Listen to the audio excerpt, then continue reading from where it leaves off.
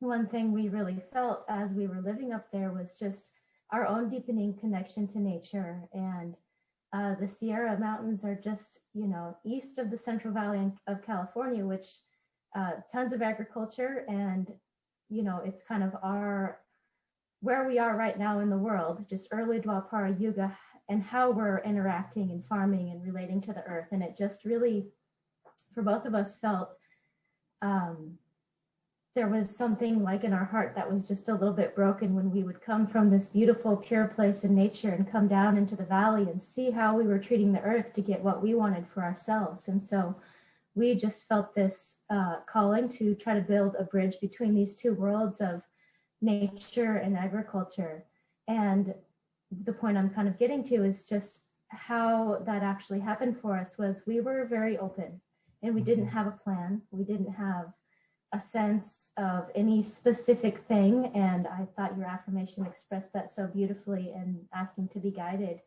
And that's really the place we were in. And as we entered that space, opportunities just started coming to us. And because of that openness and that sense of we really don't know, it allowed us to just take the next step. It was one little step and then another little step. And then pretty soon, before you knew it, here we were on Camino Island with 10 acres and just a tiny baby of a farm to start. So, yeah. And maybe I'll build on that a little bit and just say, the other real key ingredient was that at the same time we were living in nature, we had found a book called Autobiography of a Yogi, and we were gifted that by Hailey's mom, actually. And so very subtly, and I would say in more subtle ways than obvious ways, we started being guided by Master in a way that maybe the mind wasn't totally aware of, but our hearts certainly were. And so gradually we are coming out of the mountains with no plan, except that we're supposed to farm and somehow apply yoga to farming. And that was kind of, at that point, Hailey took me to the village for the first time. And we started to just, for myself, I saw the people there and I realized they were sincere. And when I realized that they were real and that they were trying to achieve realization, whether perfect or not yet, I knew that this was something I had to be a part of also. And I think Hailey knew that before I did. I was happy to be at 8,400 feet for the next 10 years and not think about people at all. So that's just the truth. But yeah, when I saw that Ananda was real devotees and that people were really living in their hearts and trying their best, I thought, well, I can't walk away from that. I'm going to have to be open to that. And it was almost like dominoes were then put in place. And the first one would fall and the next one would fall, and it brought us all the way up to Washington. And so then this is our 9th year, and it started out basically with us being here part-time the first year, and then quickly realizing we need this to be our full-time life. If this is actually going to work, we can't work in Seattle and try to start a farm on Camino Island. And it was never just a farm to us. It was always that seed from Master of World Brotherhood colonies, and that we knew that this would be a village. And in fact, we would call it that in the very beginning, and people would say, you can't call it that. But you just need to start very simple. And that was a good lesson for us, just to be humble about it. And even if we knew from Master, we felt like what it could become, we needed to just take the little baby steps. And so for the last 9 years, we've just been taking little step after little step, and we've had ups and downs all along the way, but we get just enough breadcrumbs always that it keeps growing. And we have beautiful families here now, and always new properties. Friends are buying new properties all the time. It's just amazing what can happen when we have that kind of that devotee purpose inside of us as the guiding force.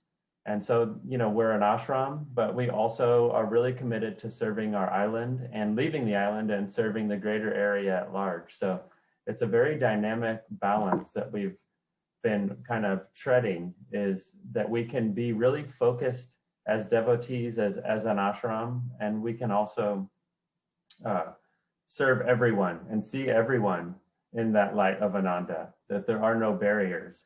And I think because of the nature of our life being a farm village, we find that really nobody is scared of that.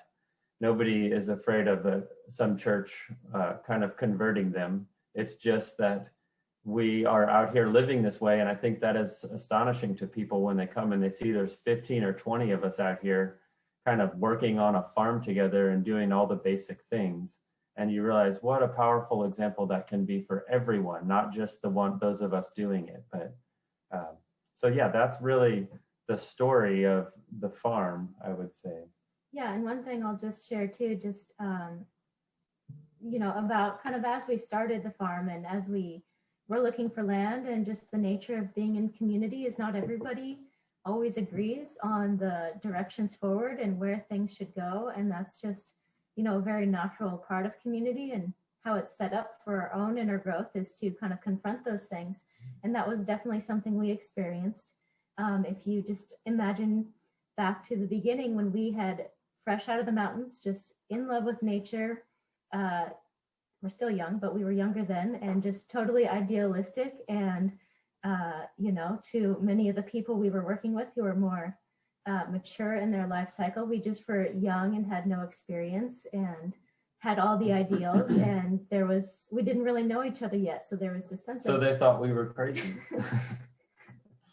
And, we had really a lot of inspiration in ourselves that we felt guided to follow. And so we had to learn to work with others and to honor where somebody else was at. And that was, a really trying experience for us in the beginning. And Zach and I by nature are just very fluid and very informal by nature. And, we don't have meetings at the farm. We have breakfast together, and it's just all in this, beautiful flow like you see in nature. And so but we would have these meetings before we even got the farm, and they were just these awful experiences of we had to sit down and talk about all these things, and we didn't agree, and we just had to work through it. And we would come to these meetings with a list of points that we thought were important to make. And one day we realized we just every meeting was like this. And I'm exaggerating maybe a little bit, because there was slightly better than that, but kind of where we were at inwardly, it was a challenge. And so we realized one day that what if we went to this meeting and we just only were supportive of what the other people we're working with how they feel?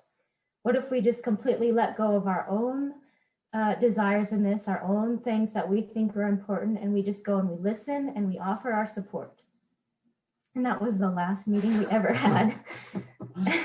And from that point, that inner shift in ourselves, we were able to give, and then right away things came back. And so we were, it was always like, let me push the line here and let me push it back here. And as we said, okay, let's step back and let's go where you want to go, they said, well, why don't we go a little bit more in your direction where you want to go? And that was just a really something we've reflected on a lot, and it's just continually comes up for us. So that's just a little seed thought as you guys are, looking for your next directions and looking to work together. Is so often we have our things that we feel in our hearts are really the right direction, but so often it's not the most important thing that we are pushing that forward with everyone else. It's so helpful for us to listen and to be supportive of one another. And then that energy is what is going to carry things forward. And so just always looking at the energy behind things, and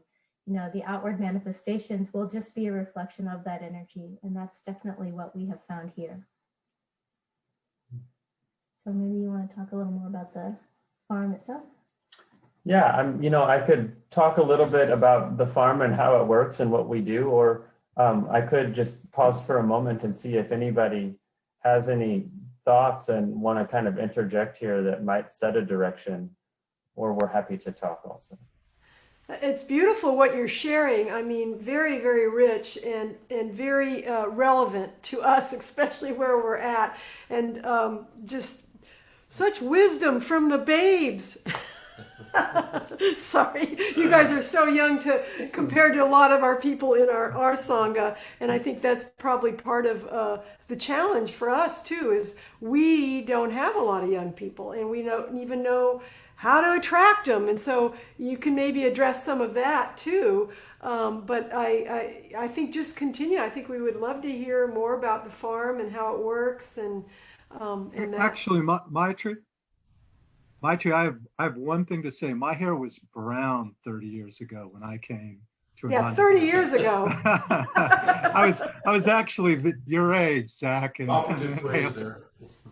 And we were always just perfect to each other. There was never any disharmony. We never disagreed. And it was just, no, we know what you're talking about.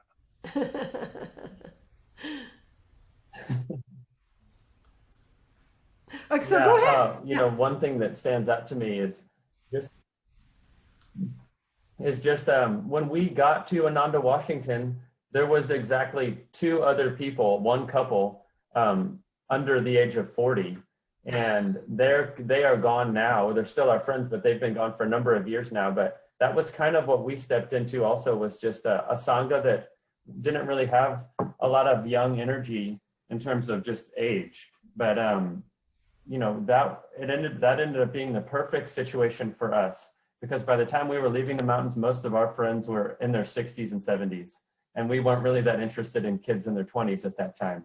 So to know that when it's the right thing, that the young people will come. And I think one of the worst things we can do, I remember when we first got around here, we would have some people kind of come up to us and just be like, "Oh, are you guys the young people who are gonna do everything and save everything?" And that was very scary.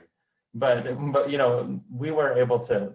That wasn't a huge deal for us, but actually we would see them do that to other young people and see the other young people run. And so just to know that it's okay. Don't look too interested. Yeah, play it cool. And that really, I think just the dynamic energy of your group is going to magnetize the right people. And who knows what they're going to look like. But I think that I just have to have faith in the process of it, because it's clear something is trying to happen. So just to take the little steps, and the right people will come. And then what was I going to say?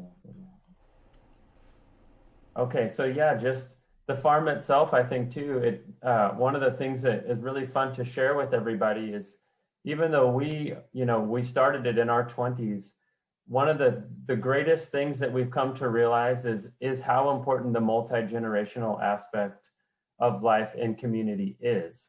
And so we have right now, the range of ages is 2 months old. We had a baby born in January here, who's in the room next to us right now, named Leo. And then we have the farm grandma, who's in her 80s. And we have the whole gauntlet of ages in between.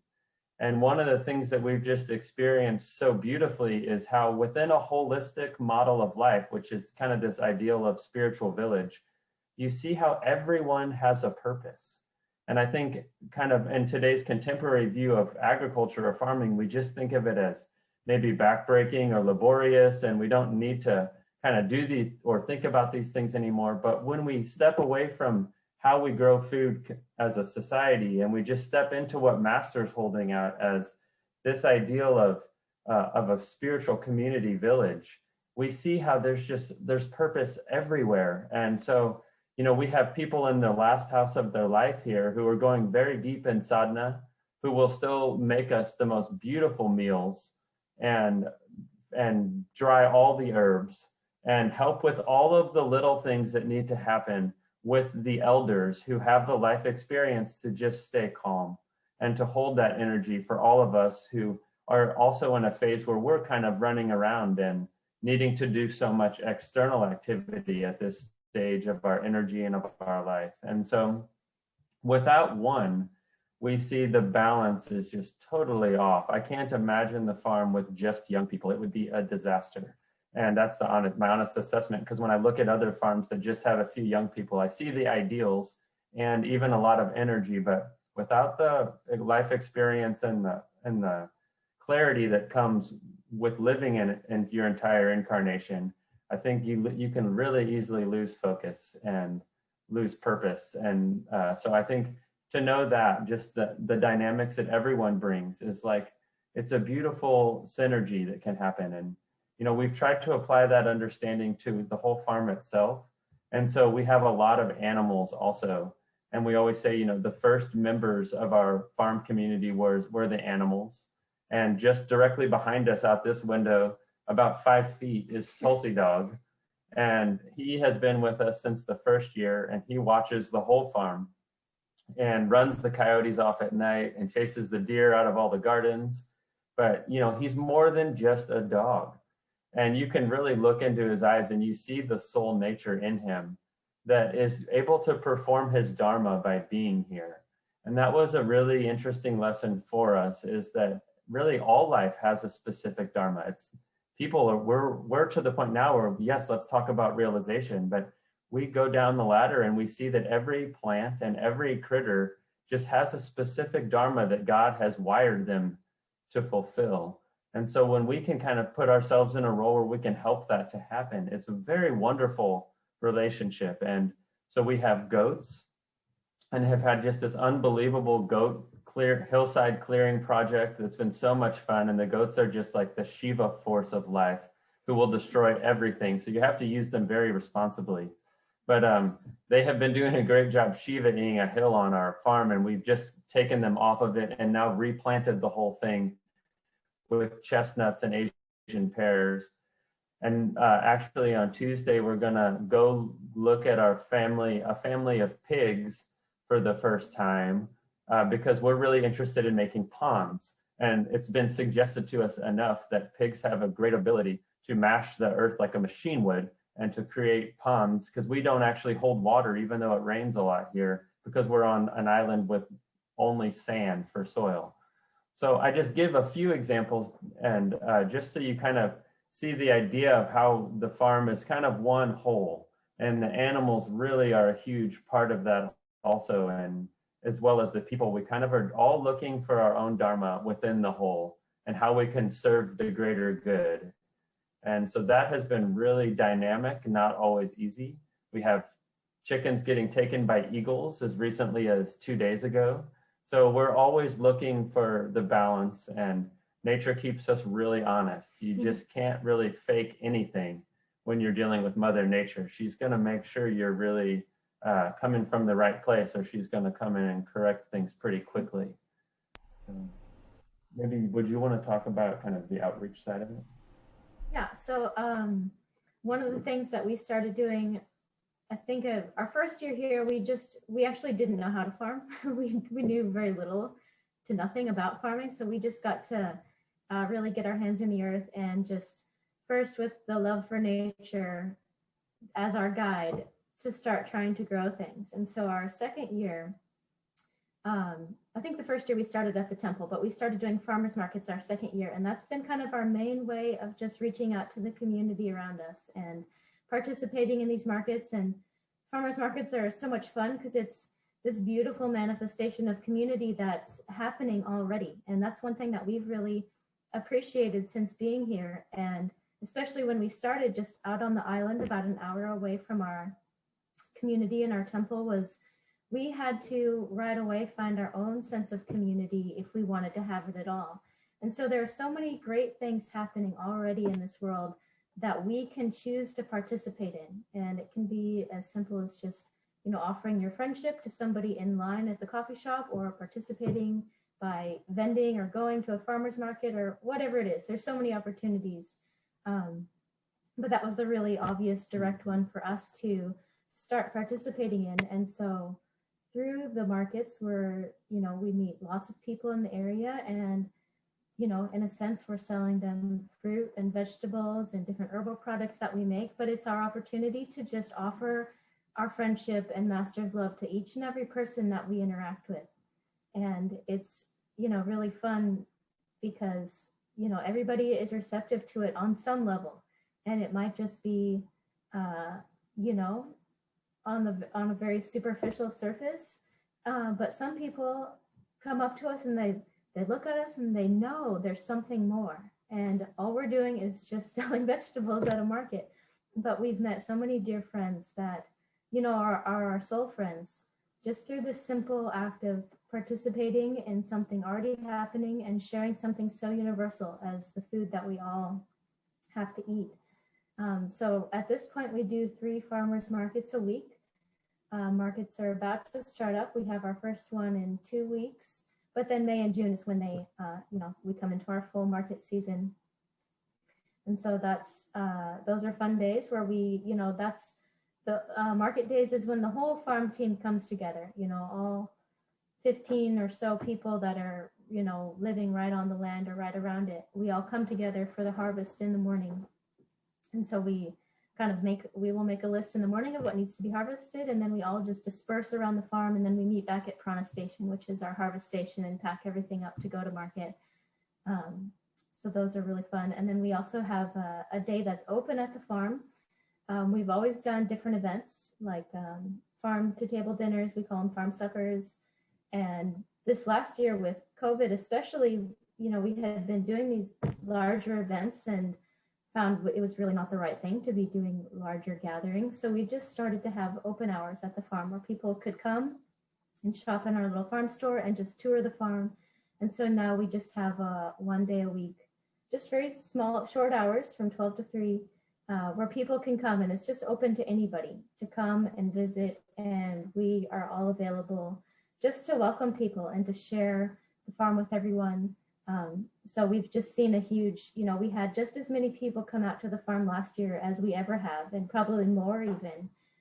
People were so grateful to have an opportunity to have something to do, somewhere to go that felt safe and was outdoors and just had this beautiful vibration of nature. And, we really just try to offer that friendship and love to everybody that comes, really no matter what. And that's, we know the greatest thing that we do have to share with everyone. And then we have all these other little universal channels that people can relate to as our vehicle to share that, that pure love of the heart. I was just noticing that we had a few questions come through, so we'll try to. The first one that I'm seeing is, when you started, did you relate to the Ananda Center in Seattle, and did people come to the farm from there?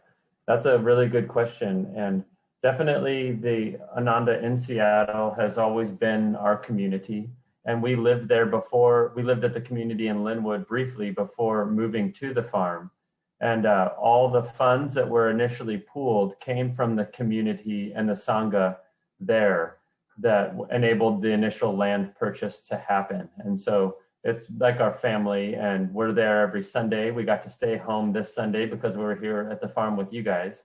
But so that, and we've taught Raja at the temple for years. That's really like our spiritual family there. But interestingly enough, in the first few years, there were a couple people who would come up and be with us. And we had a couple people we worked closely with, but it did not take long before it was most of the time just us. And it really required us to be willing to take responsibility for this and to hold the energy and to just keep the faith that it was the right thing and that it was going to work. Because I think of Swami's song, "Go on alone, walk like a man." And we at some point are going to all be tested in the ideals we think we believe in. And we're not going to get the external reinforcement that says what to do. We're going to have to tune in inwardly and make that happen. And I think we got tested with that, but we were so much, Master had us so much on fire for this vision that I don't think we never really wanted to quit. Even if we might have said, I want to quit. We never really thought, I don't think we ever were seriously going to quit. But like Hailey said, what it did was it opened us up to see everyone on Camino that we would meet, everybody who we could interact with and have community with here as our actual community without any separative ideologies and kind of saying, well, this is Ananda and this isn't. We never had that. So for us, it was like everybody who we met, who we resonated with vibrationally, who we had harmony or joy with, that was our people. And so we would just go for those relationships everywhere we could, to the point where we have friends at the Eastern Orthodox convent in town who pours candles, and other lineages of Master's family tree that are based out of Seattle, and things that we just didn't know were possible. There's spiritual friends everywhere, and they all have a universal love for Ananda Farm. So it's very interesting how when those any kind of barriers melted in us, it was like it was wide open for us to have soul friends everywhere. So I just have to interject. It's just, I find that's what's more important than anything else right now is not that we find the people that are exactly the same as us. I mean, what you're doing, vibrationally sharing with people that will continue to go their way. It's like you meet on that common level. It produces, I think, a greater effect sometimes even than if they come over and they do what we do. And so I definitely applaud that. That kind of sharing is what Masters had to have had in mind. Yeah, and I think that's such a great thing for us to all tune into, is how universal we can really be with sharing what we call the teachings, but really what is just truth and the vibration of all the aspects of God, and how we don't even need to define those sometimes. We can just go into the coffee shop and bring that feeling of Ananda within us to everybody who we interact with there, and they feel it, and then they love Ananda. And so that has been so much, I'd say that's been the most fun for us, and probably the most sustaining thing has actually been all those relationships that have just been born of that. So I'll just jump to Hugh's question, which is, how do you grow vegetables on sand? And what's the acre to person ratio you found adequate for survival? Well, a couple things. The sand, one of the interesting things was we came at this so naively that Hailey and I specifically were not looking for farmland. We were looking for kind of what could become an Eden. So we were looking for a place surrounded by forest, which we have. And we did not want to be in the farmland at all with kind of the rich river bottom tilth. We didn't want to be surrounded by those kind of farms. So we were looking for where we could build a village, and that just happened to be on Camino Island. And then we found out as we got there that actually the topsoil was gone, and we don't even hold puddles, even if it rains all winter here. So we had to figure out what that meant as far as building soil and kind of bringing the life back to grow vegetables as a farm, which anybody who's tried to grow food on that would understand. It has a lot of challenges, you could think.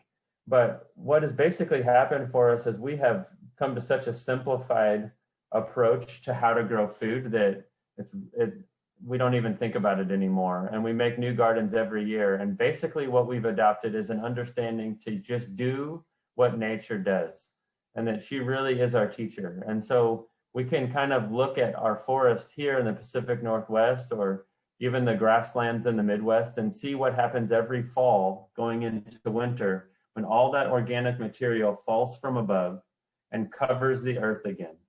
It's a very simple formula of just adding from the top and letting that organic material feed the life in the soil.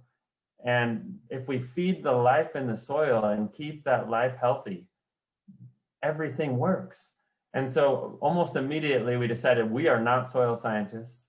We do not need to study this stuff, chemical compositions and fertilizers and all that stuff. We just started mulching and planting and mulching and planting and mulching and planting. And that's all we've ever done, is just keep mulching and keep planting. And it's been an amazing transformation that we've been able to watch. We have trees that we planted in our first and second year that were in basically our field that are over 20 feet tall now. All over the farm, just hundreds and hundreds of trees integrated with all the gardens. And so one thing is we just have this same kind of community principle in how to grow food, which is diversity is essential. And so just like we need to have a community full of diverse people with different skills and different values that they contribute to everyone, we plant gardens with everything integrated. So there's trees and herbs, perennials, all growing with the annual vegetables. And we're always looking for the relationships of who gets along with who. And so every bed we kind of look at as a holistic entity in itself. So we're trying to grow a bean family plant that can fix the nitrogen in every bed. We're trying to grow an allium to balance out the bug things in every bed. So an allium is an onion or a leek or a garlic, and a green crop, and maybe a tuber or a root crop in every bed. And so when we do that, we see that, and then when the other key is that was we don't take those things away at the end of the growing season. We do a thing called chop and drop. And we chop all those plants off that are done for the season, and we just mulch them in place, and we leave the roots in place to break down. And so what we see year after year of doing that is we don't actually deplete the soil in the way that even a conventional organic model does, because it's still building and giving back. So it's become very simple for us. And in fact, things just come back every year now, and it's very radical and natural. And we never really know what the gardens are going to look like because they're pretty explosive this time of year. And so oftentimes our job just becomes like manage the abundance, because it can come so fast and wild that we have to kind of just stay on top of letting light in and keep harvesting. And so we just harvest.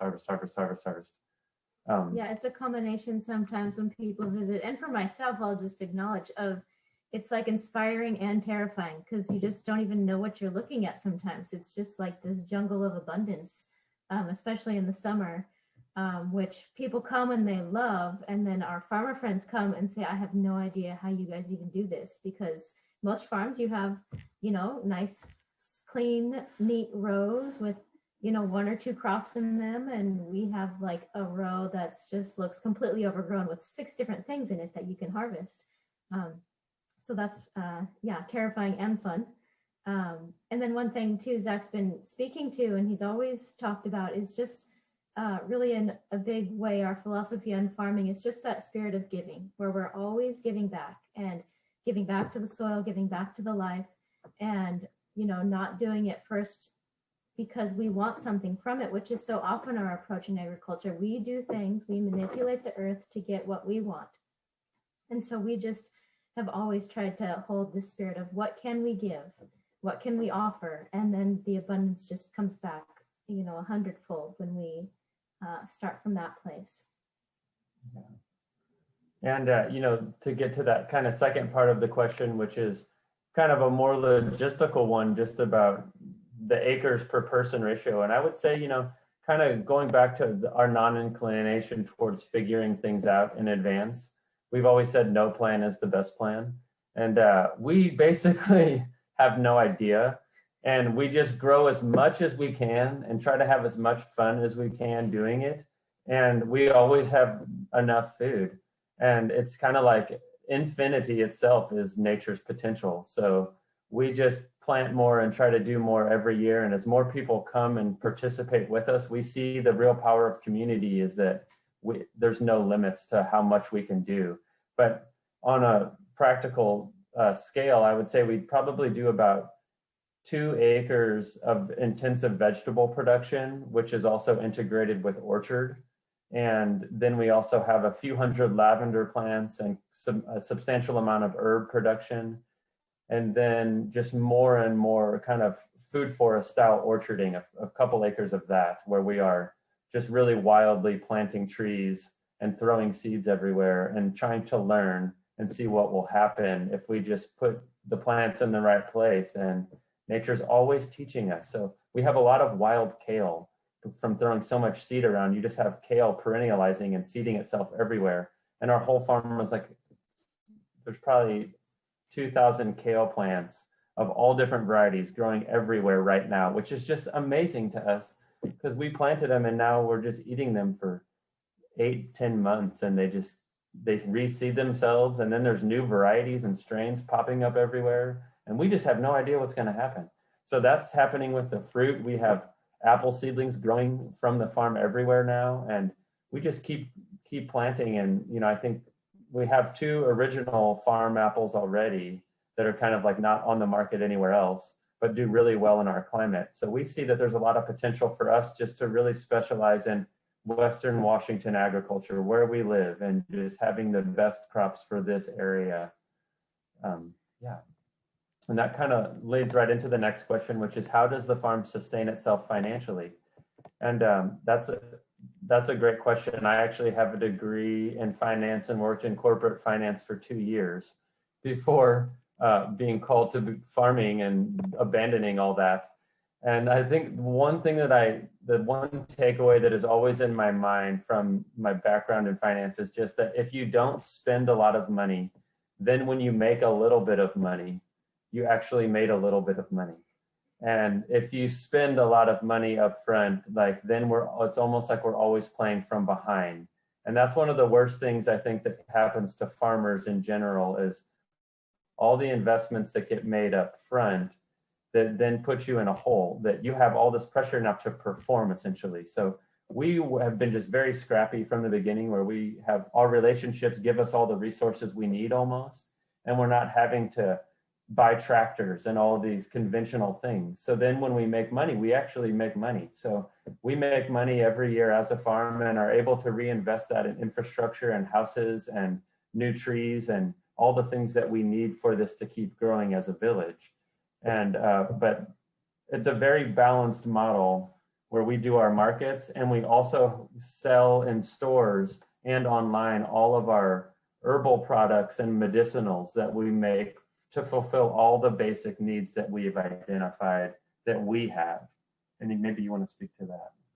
Yeah, the other part of the model too is just that we, from the very beginning, in terms of like our own salary, we took the smallest amount we thought we could get by on. And that's just kind of been the model of people who come. You know, we have more people here than actually are on a farm stipend. I think there's 4 or 5 of us right now that actually take a stipend, whereas there's maybe 15 people who live here.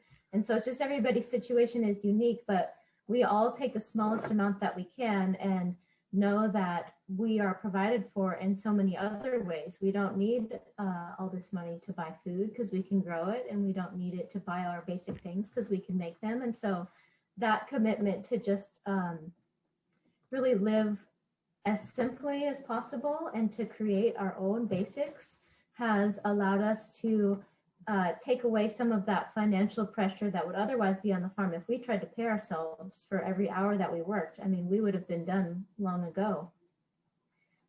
So our actual income comes kind of from a balance of the fresh produce. And this last year and this year as well, we've started to expand our plant nursery a lot. So we're just offering a lot of plant starts and trees to our community of gardeners all around us. And then the herbal products, which we started making our first year. And it's just a way that we can make our own basic medicinals and just the basic things that we use, like soap and deodorant and tooth powder and things for our immune system and respiratory support and pain relief, and just, you know, these basic things that we, you know, in some form or another, all have to go out and buy, just the basic things that sustain us in those ways. So we thought, well, let's just make those. And so as we're able to share those, it kind of allows us to keep our income sort of steady through the winter. When the produce has kind of gone away, we move more into holiday markets and things like that. And then the events, as we have people come out and actually have experiences and visit the farm, is another way that we are able to generate some income, which sustains the farm. So we often have a saying that is, we make our living by living. And I think that really is the essence of it, is that we stopped working about 10 years ago, and we just live life again. And it's been very liberating, actually, the more that we've just invested in this vision that Master's holding out there of a world brotherhood colony, the more we get fed and have all the wealth and abundance that we could even dream of. And it's amazing, you know, it doesn't mean that we don't have money personally, because when you're an open channel, things just keep coming to you. And so even if we try to not take money from the farm, then other people are giving us money. And we're like, we don't actually need that. But then other people want to give it back too. And so it's amazing how just by keeping that spirit of giving and creating the solution together, how all the wealth just keeps coming, and it's a flow. And that's not to say we might not be challenged at some point and need to figure out how to have money personally. I don't know, but I'm not inclined to really think about it. I just know that my eggs are in the Yogananda basket, and that I feel really good about that. And I see what happens when people come here and are able to be on what we call the farm plan with us is that they also kind of get freed from their dependence of feeling like they need the world to give them all these things, that we need to go buy these things. And if we can cut all the bills out, and if we can have an actual holistic model of life, then, that's timeless. And in 1,000 years, that model of life will still be here. And so I think we're just kind of looking at it like, let's not let the world define what is possible, but let's really hold up Ananda Village as the seed that we can all be growing in our own community. And I wouldn't say that it was necessarily easy, but I think there's so much joy in it that that is what sustains us. Wow, I think that you could write a book about this, and that could be an income stream too, because it's so wonderful. I hear the words commitment, and there was a real commitment to that vision, and you're sort of master through you. You're the ones holding that vision. It sounds like, and it's beautiful. And I know it's sort of a organic process, but that struck me a lot, was that word commitment. And I really appreciate your honesty in everything you shared as well. Another practical question is, are you guys organized as a nonprofit? How are you organized in that way? Great question. We have been set up as an LLC from the beginning, but we are actually working on right now creating a nonprofit that will sort of take over the operations in that legal structure. And so essentially the LLC will continue to own the land, all our investors. It's just kind of how we've been set up, but we're working on creating for ourselves a religious nonprofit, and that will essentially lease the operations from the LLC. So we don't have to try to change that, but we can just create this new organization, which is really more true to what we actually are.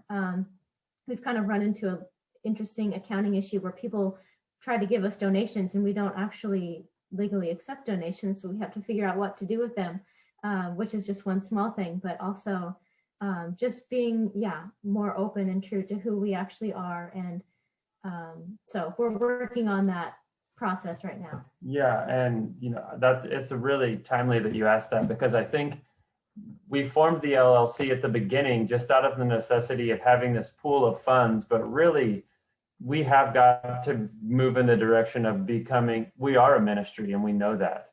And to be here, you have to be willing to be a part of the farm ministry. And it's not just a farm or a business. And I think to call it that really isn't being totally honest with ourselves or with the people who are kind of like coming to us. And so it's a big project for us this year is to make that shift and to really call a spade a spade. And we know that that's the driving force of why we're doing this. So I think even you said asking the question is just good confirmation for us that we just have to keep taking the steps to really be a ministry formally with the powers that be. Great. Well, thank you for that. I was wondering too, I'm sure because your enthusiasm and everything is very, contagious. I was going to say infectious, but then I thought, well, maybe I should say contagious. When, how do you accept people to come be part of the farm, or how does that work? I'm just curious. Yeah, great question. One of the things we always call it the natural farm model. And so we're always interested in things kind of growing organically. So when people start to express interest to us, the first step is always just to visit. And we'll get a lot of email inquiries that don't really go anywhere because it's kind of in the head, and it's not really grounded in how do I come participate? So we're always kind of just guiding people to just choose to come visit once. And then let's see, how does this feel for you? And do you want to come back next week? And we're very open to the people who come with the energy of actually participating. And I think that's been enabled us to just really magnetize the right people to be here. But we've also been very selective, and we've learned through also hard lessons that for people to come here who maybe aren't the right fit. It might not be the right fit for them, and it definitely isn't the right fit for the farm. That we've been a little more proactive in just addressing that instead of letting it always run its course, which can be challenging actually, and not great. So for the group dynamic. So what we've done as a Kriya Yoga ashram is basically we to be here, it means like the trajectory of being a devotee. And that doesn't mean everybody who's shown up knows that right away, but as long as we kind of can see that potential and that goodness in each other, then we can keep going. And more often than not, because that's kind of the focus, the people who don't fit will naturally go on their own way, and it will kind of naturally sort itself out. But I would say, as expansive as we are externally with the greater community, we're also very focused inwardly, and we're very comfortable with that we've never tried to do woofing and kind of putting ourselves outside of ourselves to try to bring people who we don't know or have a relationship with first to come live here. Because when you live together, it's a full-time spiritual opportunity to grow. And we are very aware of that. And so when you have people in your homes and you're sharing a kitchen with a dozen people, you bet like they need to be sincere. And it's not that everybody's perfect, but we need to at least have that foundation of sincerity and goodness, and then we can work through whatever comes up. So I think it's a very dynamic balance of being very expansive with who can come visit and help, but also being very conscious and having discrimination for who really should be living here. And so somebody had asked how many people lived here in the early years and how that, so I'll just kind of overview of the history of the farm. It started with just the two of us for the first year. And then in our second year, my mom actually moved into our second house, which is next door to us, and another woman from our community. And that was kind of our, what we had for that year or so. And then a couple more young people joined us, and they have come and gone. And then it was really about 5 years ago that our friend Pian came and joined us. And we really felt a turning point when she came, because she came with totally the right spirit of just living this from within herself and not looking for things outside of ourselves and outside of the farm from the world to feed us. And so her joining us in many ways just set us on the trajectory of attracting more people who really felt that way, because we felt that way. But then to have somebody else come so committed, more people started to join us in that sense. And ironically, during this last COVID year, we had like exponential growth, where we had I think our population at the farm doubled.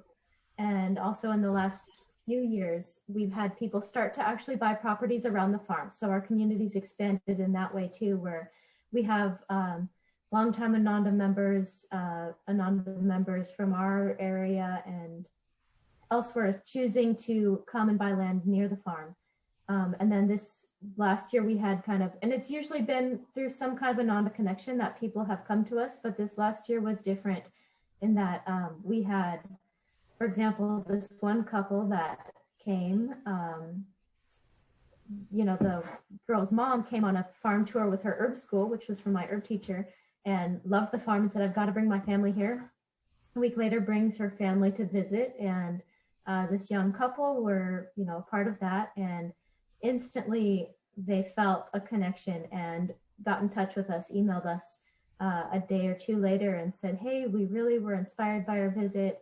And they were displaced from COVID and asked, how can we be a part of this?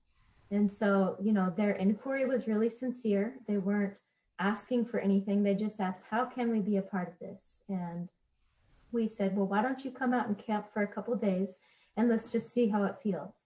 And they came out and camped for a few days and had just great energy and just were able to just jump in with us and get in the farm flow in the middle of the summer, which is not easy to do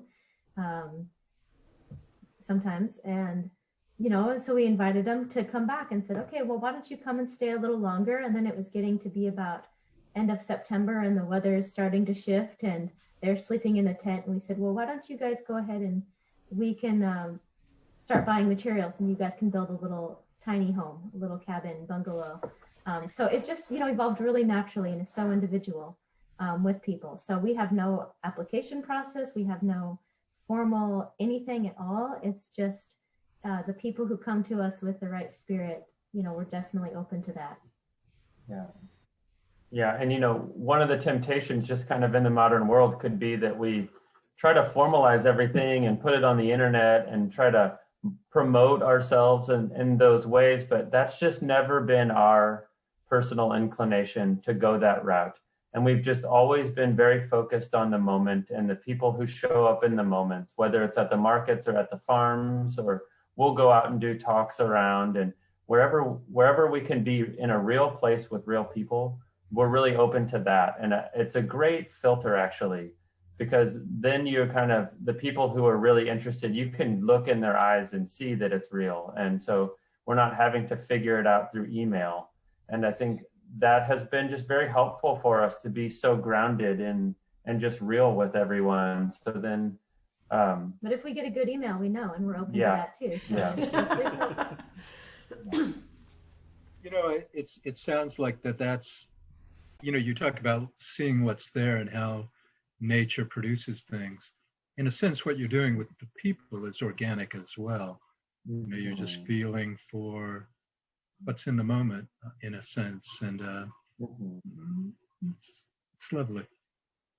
I like that it's so without rules, but not without spirit. Yeah, definitely. Yeah. There is another question there that sort of veers off to a different trajectory, but it's an interesting one, and that was, what was your career, Hailey, in LA? Well, I don't think I could say I ever had a career. Actually, when I moved to LA with Zach, I was pretty fresh out of college, and I worked in a cafe and did that for a couple months until we got extracted to the mountains. So, but yeah, that's mostly what I did through college, and after college was I worked in cafes, sometimes helping to manage them, and just, I just like that energy of being with people and kind of in a service job. So nothing too exciting. And you probably she got a degree in philosophy, which makes a grip for You probably don't remember me, but I did meet you once. It was a few years ago after a Sunday service in the Seattle. I came on the path in Seattle before any of this stuff existed, back in the late 80s, mid 80s. And it was the center was on Aurora, right off of Aurora there.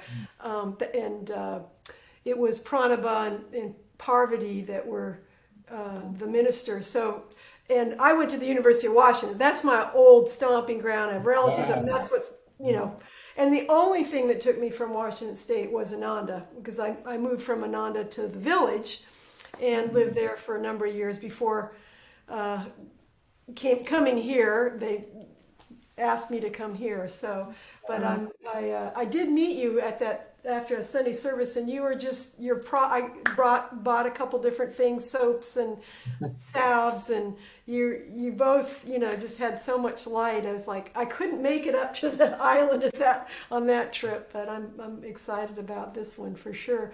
I was wondering if you could share a little bit about, so what does it look like in terms of, I don't know, for lack of a better way of saying this, your spiritual life in a more formal sense? Like, are there group meditations? Do you do that? Did you say that you go to Bothell to do the service each Sunday? Do you guys ever do anything from there and that kind of thing? Yeah, we have a group meditation here 6 mornings a week. So every morning except Sunday from 6:30 to 8, we gather in one of the 2 houses and do our morning sadhana together. And then we have Lajana, our Nayaswami, resident Nayaswami, does a 3-hour meditation every Thursday evening. And, other times, most of our meditations, our evening meditations, are less formalized. Sometimes we'll do it together, mostly individually. And then, pretty much the whole farm crew goes down to Sunday service and actually does a lot to help run the service in terms of the music. Zach and I, maybe once a month or so, one of us will be giving the talk, and so we'll lead the service. And how long does it take to get to from the farm to the temple? it's about an hour. Wow, that's a good commitment.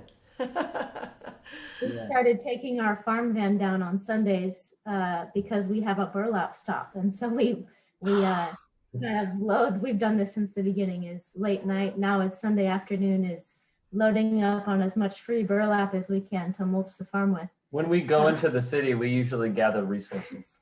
So no trip is ever wasted. We taught Raja at the temple for about 4 years on Thursday nights. And I don't think we just wouldn't waste a Thursday night trip into town. It'd be 11 o'clock at night and we'd still be gathering materials for the farm. And it was just so much fun to go into the city as like scavengers and bring things back that have value for the village. But, you know, I just to kind of go back to the original question, I just add that we have really dynamic group meditations every morning. And I would say we average about 10 people, and not everyone comes, and that's okay. But I'd say generally we average about 10 people there, and it's for an hour and a half sadhana every morning. And it really sets the tone. And I think we really bond just in that commitment that we all have together to be there. And I would say it's the core people also who are running the farm that come to that sadhana every morning. And so I couldn't understate how important that really is for the true purpose of what we're doing, because we'll have all of our activities throughout the day and do all the things that we need to be done and we'd enjoy. But that sadhana first thing in the morning just sets the tone and brings us back to God every time. So it's really a joy. And I think the next step for us that's a big one is going to be to build a chapel here. We've moved around where we meditate a lot. And in a lot of ways, I think I would just offer the thought that we haven't had the chapel happen yet because it hasn't been the right time yet.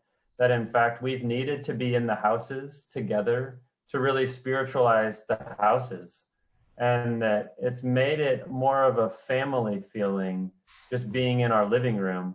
And so we've never felt inclined to rush it, even if there's more activities with the houses that come with it. I think it's been the right thing so far. So there's something very sweet about it. And I think once we move to a chapel, it will be great, but it will also be missing kind of that original familial warmth that we've all shared meditating in our houses together. And so I imagine, I don't know what your guys' situation is with a temple or with where you could gather, but I think just to know that anywhere that you gather in the living room it is so sacred. And I think in some ways it's very pure when it's on that scale still.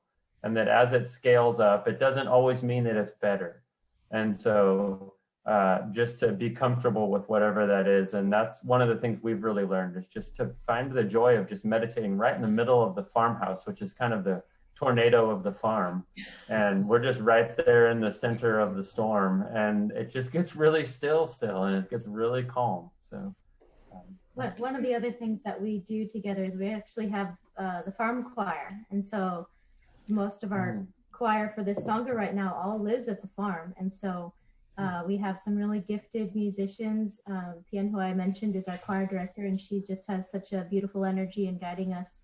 And it's been a really great way for us to connect with each other. And Maitri mentioned the oratorio happening next Saturday, or this upcoming Saturday. And so a lot of the actual choir pieces that are in the oratorio will be performing as the farm choir during that event. So it's kind of a fun way for you guys to get to see our extended farm family if you tune into that as well. And we'll get to see Maitri also, Yeah. which was great to hear. Yeah, well, I'm glad you brought that up, because I remember at the last practice, there was a little clip of, the farm choir singing a piece. I can't remember which piece it was now. And I'm glad you brought that up, because there's people from all over that are, it's not just, it was David Eby from, the Portland sort of grounding it and pulling it together, but it's people from all over. somebody from Florida and other people from California, you know, so it'll be wonderful. Yeah, yeah. So do you guys also have meals together regularly, or how does that look? Yeah, especially as we move into the nicer season when we can be outside more, we pretty much do group lunch with all the houses and being invited most days of the week. And so we have like a veranda, we call it the veranda, an outdoor gathering space, and kind of we'll even make a schedule for that because we've just got enough people that we need to formalize something, which was never our inclination. But then for breakfast, the houses are kind of together. So like in the farmhouse here, it's not uncommon for us to have 10 or 12 people in the farmhouse after the morning chores, having breakfast. So everything is family. And, you know, sometimes each one of us will kind of keep to themselves in the morning, and you kind of have to learn how to have your own space and be comfortable with not participating and participating in the flow of life. So breakfast is always one of those things where you kind of decide, do I want to be with 12 people right now, or do I want to just quietly sit my tea by myself? And for the most part, we're all together. It's just like when the harmony is there, everybody kind of comes together for it and it works. So, and then dinner is generally independent, and it's just so fluid, depending on what we have going on each day. But we've got a couple farm grandmas and a couple people who really thrive in the kitchen who will often take more responsibility for feeding the masses. And that's really helpful. Yeah. I had a question. Hailey, you talked about early on, you know, the meetings that you tried to have, and then you decided, okay, last meeting, we're just going to go with support what other people feel are their priorities. And I wondered if you would expand on that a little bit. I mean, did you find that in that process that everything that was necessary to be taken care of was being taken care of, or was there a lot of overlap between what you thought was important and what other people thought was important? It all kind of came together? So I guess just in that particular meeting where we were able to let go, I mean, it just was so much more energetic than specific. But at that time we had the land, we had the farm, and we were talking about fencing and what to do. They, you know, some of these other people wanted to do this double electric deer fence to protect the gardens. And we didn't think, I don't know what we thought, but I don't think it was our inclination, but we just decided to let go and say, okay, if you think this is a good idea, we're just going to support it and not try to think of something else. And so it just, and then same thing too, we really didn't want to do any tilling at all. Like we really didn't want to get a tractor, but some of the other people, just that's what we have studied. That's what we know can work. And so we had, also decided to just let go of trying to resist that energy that was clearly moving forward, clearly going to happen. And so we, that was really the important piece, is that we just stopped resisting what was important to the other people and the direction things were clearly going in, and just to offer our support for it. And then through that letting go of what we thought, we were able to arrive at a compromise that felt good for everybody. But until we step back in ourselves, that just wasn't going to happen. So I would say, yeah, everything still worked out. And one thing too is, with so much talking, less talking just always seems better, and more doing. And to not get so caught up in somebody who talks so much about what should happen. It's the people who get out there and do it are the ones that are going to actually have the sustaining decision power. And that's absolutely what we found, was we needed to talk less and to just take the space that we did have and do what we could do. And then that energy just carried forward. So that's really, really important. I think in a lot of ways, the need for the meetings was coming from this trying to force all of our wills on the situation. And so as soon as we just kind of approached it from just a purely supportive place, and not wishing and likes and dislikes and arguing and trying to force anything, it was the need for the meetings actually went away. And then it was like we found practical, real ways of being together, whether it's like coming to the farm and eating lunch together and just being together and finding the first practical thing that we could do as a project together on the farm. And it was like, from that place, we just started working together and just started taking the steps versus like when it's all in our heads and we're all trying to force things, it was just constant clashing. So I think as soon as we just changed our attitude, it was amazing how we were not driving into Seattle for meetings ever again. And then we hated those meetings, but then we had a bad attitude. So it was like we had to go to those meetings until we shifted our attitude. And then it was suddenly like everybody wanted to support each other. And so that was a huge awakening for us to realize if we would just approach our friends with love, that they would respond in kind as opposed to how we had been responding to each other. So I think finding the practical ways to just take steps and be together and sharing a meal is such a nice one, because then you can talk everything over a nice meal. You can figure it all out just very as much as friends. And so that's the other thing that happens at breakfast every day is we make our farm plans and kind of all just get on the same page. And it's very fluid. And because we're all enjoying first breakfast, and then we generally eat second breakfast, and we sometimes eat third breakfast all at once. And then we work all day. It's like we all just get fueled by that time together and that chance to make each other food and make each other coffee and just do the little things for each other first. And then it just becomes very natural again. And we don't have to be grim and take notes and have meetings. Yeah. You know, I'd like to just toss this in. This all sounds like a wonderful experience to come visit and to experience it, but I'm going to take it back to the reality of Ananda in Texas. Because we had, you may know this, a teaching center for 27 years. It did expand in the last 5 years physically, so it got bigger physically. We had a lovely temple and all that. All of that has been closed since last June. And now we have this beautiful online community. So our community experience now basically is online. We hope to be getting together a little bit like Easter Sundays with some safe get-togethers. But we no longer have our physical space it's gone. Yay for Dwapara Yuga or Kali Yuga. We're trying to let go of it. And now we're at it's not even a crossroads. It's like at this incredible open to trust that Master's going to guide us to our next space. You know, is it raw land? Is it, and we have discussed this, massaged this for even before COVID. You know, is it some land with structure already on it so we can have a small ashram, maybe even a little bit teaching center with the land now while some people are learning what to do as you have done.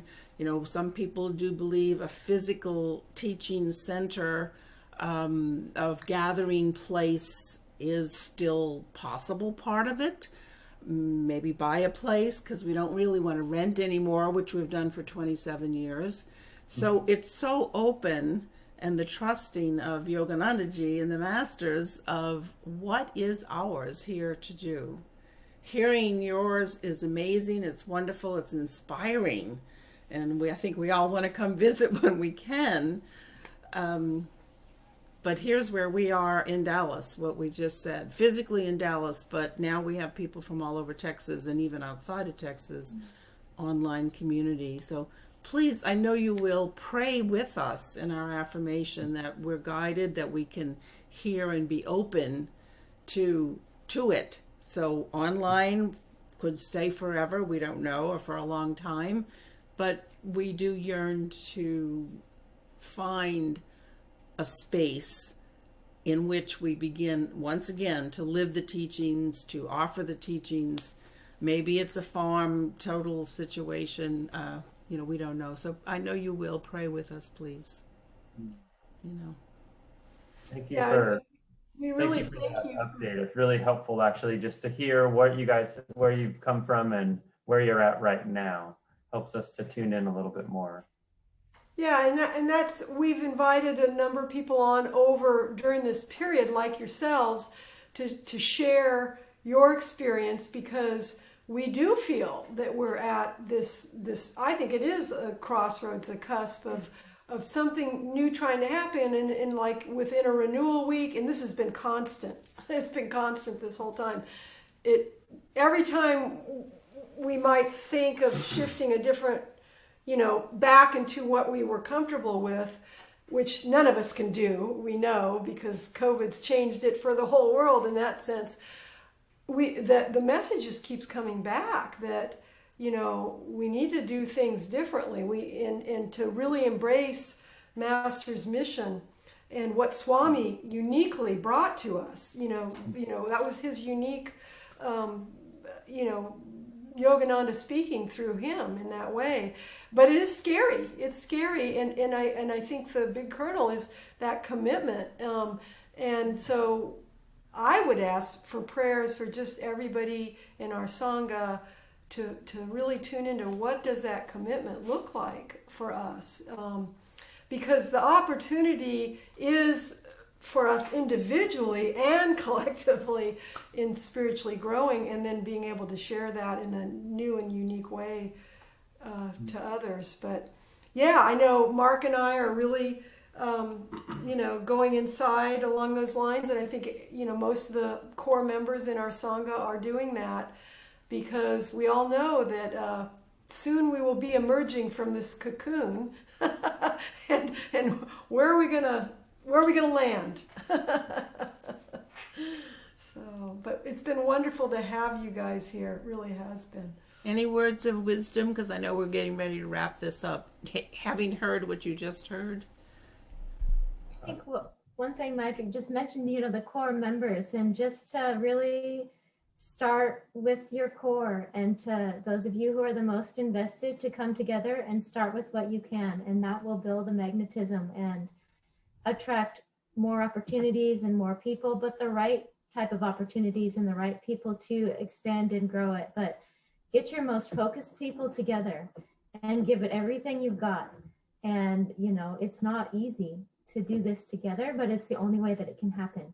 So, those of you the most invested, just go even deeper. Mm-hmm. And just to add to Hailey's point, one of the great lessons for us has been really, as we've grown here, that we've needed to stay really focused in the center. And that doesn't, there's going to be rings of involvement and of devotees and of people, and nobody's right or wrong wherever they fall around the center. But to really know that we have to stay really centered with the people who can be in the center of it, and that all the power emanates from that center. So even if it's just 3 or 4 people in the center, that's okay. Just to really stay in that center, and then always inviting everyone to come into the center. But don't try to spend too much time on the periphery, because if we start going out on the edges where we might see this person hanging out on that edge and that person on that edge, now we're leaving the center. And I think hopefully that makes sense to you guys, but it's one of the things that we're going through right now, is that as long as the center is strong, everybody can rotate around it. But as soon as the center, even if it's just 3 people, as soon as the center is dispersed and now they're in the rotation, boy, it's just everybody's crashing into each other because nobody knows where the middle is anymore. So I think just to really keep that center strong and to follow the energy, because it can just be the littlest breadcrumbs and steps that we take that just take us to the next thing. And like I mentioned before, the no plan is the best plan is so liberating, because it just helps us to stay in the moment and look for just the next step. And there's always just a little baby step right there ready to be taken. So if we just focus on those little steps, then before you know it, it's like big, amazing things are happening that are just like, how did this even happen? So.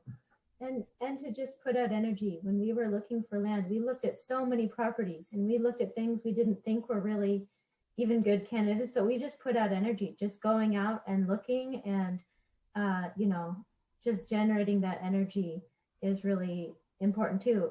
And then the no plan is the best plan, just keeping it really open.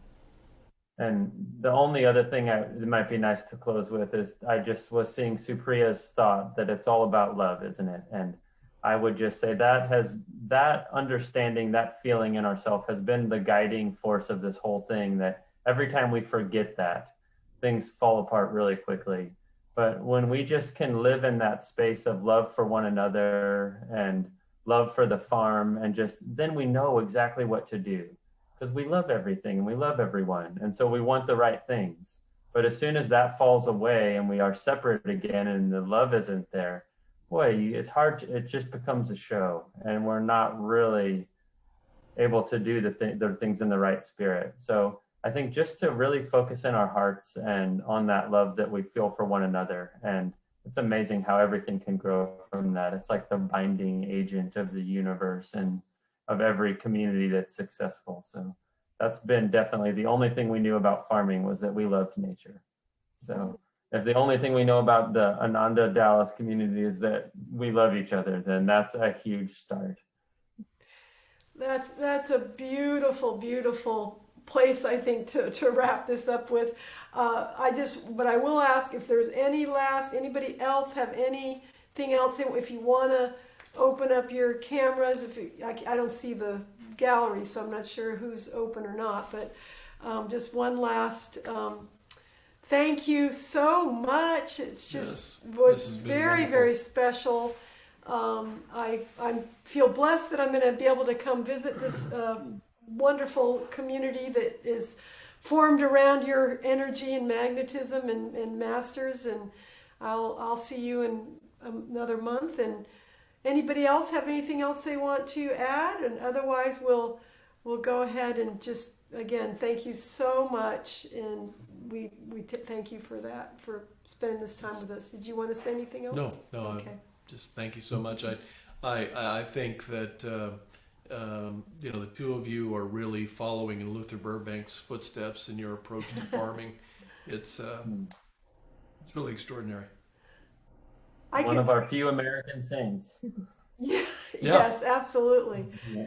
All right. Well, blessings to everyone. Thank you for joining us all, and blessings to Ananda Camino Island Farm, and give our love to everybody there. Yep. All Open right. cameras, Keep us open updated. cameras. We wave, we hug. And what do we say together? Namaste, y'all. Namaste, y'all. Namaste, y'all. Hi, Missy. Thank you, Zach and Hailey, so much. Thank you. Thank you, Supriya. Nice to be with you guys. And we're going to be thinking about it. Okay. Keep us updated. Keep us updated. Thank you.